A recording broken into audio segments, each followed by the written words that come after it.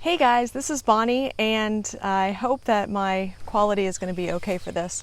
Something that I've been wanting to do is I want to just do some quick little 5-minute videos talking about different things to kind of help you guys get started with self-sufficiency. And one thing that I've noticed, especially with the COVID-19 stuff going on, is a lot of people are getting interested in gardening and growing their own food. But a lot of you did not grow up gardening. It's all still very new to you and you're trying to learn. And so I want to create these short little videos to kind of help you through it. These are not going to be like how-to videos. I will save those for my pre-recorded that I can edit, just to kind of help the flow go a lot better. But then also I can produce better quality videos since they won't be live broadcast over my rather poor internet signal. So I'm going to keep this very quick, very short. If you guys have any questions, feel free to comment. As you get on, please comment, let me know where you're at and you know what you're growing right now or what you're getting ready to grow, what zone you're in, where you're located. I want to know all of that. So just to get started, since, like I said, I'm going to try to keep this to under 5 minutes, and I want it to be very quick, simple, and to the point. Getting started with seeds. There are a lot of benefits to starting your garden from seed and starting your plants from seed. I realize that not all of you are able to do that, especially if you are in a colder climate and you may not have the ability to start seeds indoors. You may have to resort to getting seedlings once things start warming up. My husband's watching, so now he knows what I'm up to.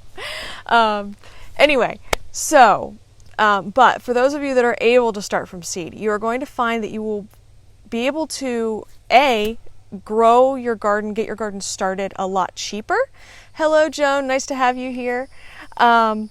But then also you're going to have a better variety that you can choose from. And so if you want to try things that are a little out of the ordinary, or maybe you're growing in a place where your typical varieties just don't flourish there, then you may want to look at seeds, because you can get different varieties that may be designed specifically for your area, or just varieties that do better in your area. Yes, honey, I know that our potatoes are doing well. I'm looking at them. Anyway, so some other things with growing from seed. Selecting your seeds. You want to look at, sorry, I had a message pop up on my phone and it totally distracted my train of thought. This is the problem with live videos. But you want to look at what the grow seasons are. You know, are they disease tolerant, pest tolerant, those types of things. With a lot of the, well, let me back up before I should have had an outline for myself. Okay.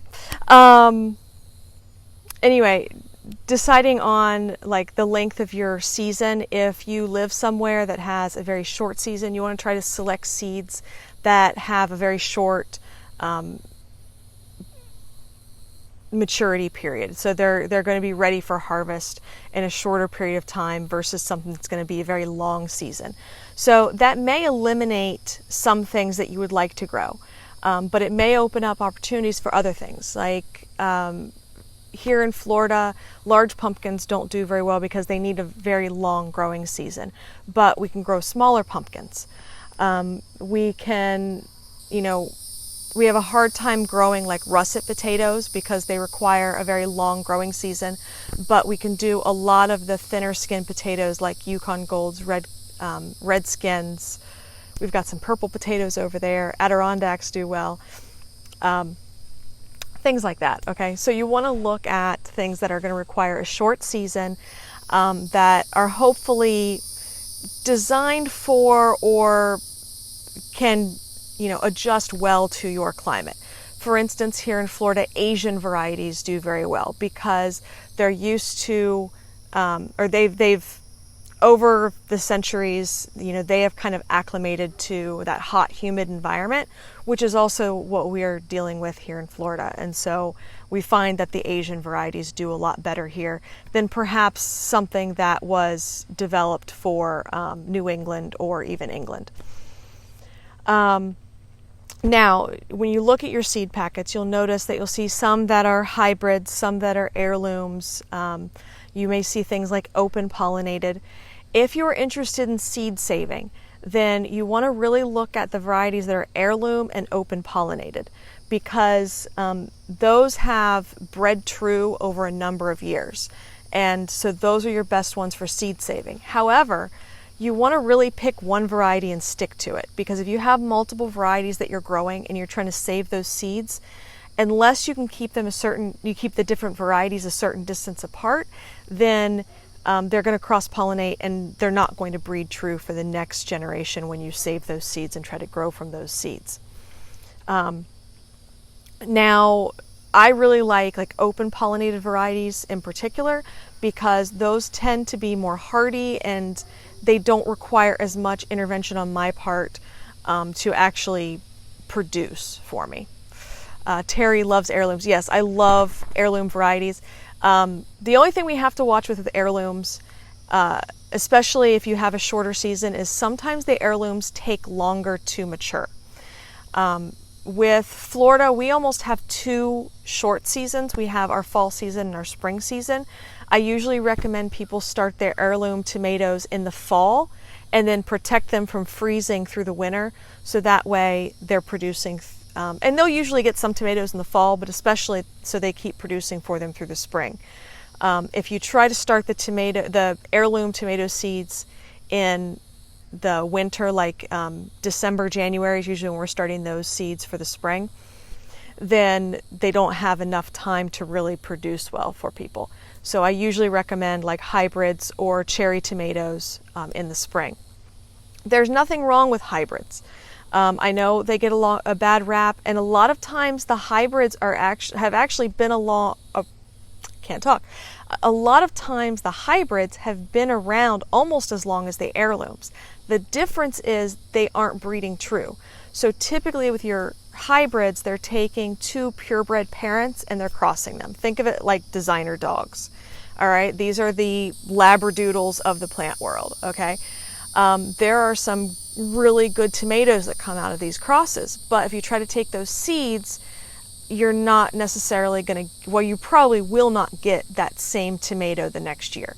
This is why I kind of frown upon saving seeds from your groceries, from the peppers and the tomatoes and things that you're getting from the grocery store, because a lot of times those are hybrids and they're not going to breed true for you or produce true. Growing indoors since before Christmas via container gardening, that is awesome. I wish I had the space indoors to do that. Obviously, I'm growing through the winter here. However, we're actually coming up on the end of our season, so there's very little that I can grow through the summer, including tomatoes. But I've been out here transplanting seedlings. These are my spring seedlings, and I might be shipping some of them up north just to get rid of some. Oh yeah, so are you doing cold frames for your cold weather plants then? Your outside beds? But yeah, actually cold frames are something I've kind of wanted to play with, except I don't have a huge need for them. However, we do get some freezes, and there are times that I really wish that I had a better setup for covering things so that I can keep them from freezing and keep the frost off of them. But what was I saying? So, and I got to make sure I stay within my 5-minute time that I promised. Anyway, now I know a lot of folks worry about GMOs, and this is something that there's been a lot of misinformation on both sides. There's a lot of propaganda out there, and if you don't think that there's propaganda on the organic side, you haven't been paying enough attention. But something is, okay, if you go by the textbook answer for what a GMO is, a genetically modified organism, this is something that does not happen naturally. All right, so the only way that these GMOs are produced is in a lab with human intervention. This does not include plant breeding. Plant breeding, hybrids, have been around for hundreds of years, all right? As from the time that man started cultivating crops, we have been breeding plants. Those are not GMOs by the textbook definition. But when it comes to GMO seeds, true GMO seeds are not going to be sold at retail. All right, they're usually, you have to buy them directly from whoever has the patent. You have to sign a contract, all of this. That does not mean that your seeds that you're buying from the grocery store are not GMO, because what happens a lot of times is a lot of cross-pollination is happening. I mean, bees travel up to 5 miles in any direction from their colony. And so they could be picking up pollen from a GMO farm and taking it to another conventional farm or whatever and cross-pollinating. The only way you can really guarantee that it is not GMO is either if it's organic. If it's organic, it should not be GMO. But also, if it is a company that is specifically testing for GMOs. So they have actually been doing the genetic testing on the seeds to make sure they have not cross-pollinated. Baker's Creek is a really good example of this. I'm not sure if any of their seeds are actually certified organic, because they have a lot of small growers growing their seeds for them. So it's very difficult for them to be able to certify all of those organic. However, they do the genetic testing. They are very, very anti-GMO, and so they want to make sure that their seeds have not been cross-pollinated, that they're true heirloom seeds that will produce true for you. So I really, really like Baker's Creek from that aspect. But I actually have a plant nursery myself, Kitchen Botanicals. You can check it out, kitchenbotanicals.com. And I sell some Baker's Creek seeds, but I also sell a lot of botanical interest seeds. And one thing I really like about them is they have a lot of heirlooms, but they also have a really large variety of heirloom organics for your vegetable seeds, and even a lot of organic flower seeds. So if you're interested in, pollinator-friendly flowers, doing some companion planting to attract the bees and the butterflies and things to your garden, they have a lot of good seeds for that. They are currently on hold with orders for like the next week. I just got an email about that today. But I do have a lot of their seeds still at kitchenbotanicals.com if you want to go check that out. So I think, like I said, I'm going to keep this very short and to the point. I think that is going to be it for tonight. I think I'm actually going to do these every night for a little while, give you guys something to watch as you're stuck in quarantine like the rest of us. It's like I said, because they're short segments and there's a lot of information to talk about, a lot of things to talk about when it comes to gardening and growing your own food. I think that, short daily segments will be really good for everybody. I seriously doubt I'm going to run out of things to talk about. If there's anything in particular that you do want to see me talk about, please leave a comment below. If you found this video helpful, please share it with your friends and let them know that I'm going to be going live every night at 7, weather permitting, because trust me, you don't want me doing this inside of my house with my 3 screaming children in the background. I've got bugs landing on me.